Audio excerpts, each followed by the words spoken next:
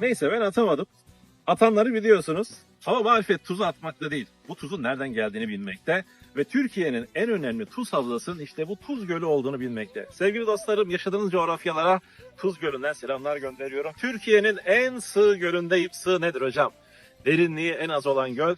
Kilometrelerce yürürsünüz fakat su derinliği artmaz, ancak dizinize kadar gelir. Türkiye'deki tuz rezervlerinin %60'ı buradadır sevgili arkadaşlar. Sadece yemek tuzu olarak değil, turşulara, yollara serpilir, kışın deri tabaklamada kullanılır. Tuz Gölü nevi şahsına münhasır bir göldür. Evet, tektonik oluşumudur. En büyük tektonik göldür. Ve Tuz Gölü'nün altında Türkiye'nin en büyük doğalgaz deposunun da inşa edildiğini biliniz. Tuz Gölü aynı zamanda kapalı havzadır diyorum. Türkiye'nin bu en büyük tektonik ve en tuzlu gölünden yaşadığınız coğrafyalara selamlar gönderiyorum. Anamın ağladı, düştü aklıma.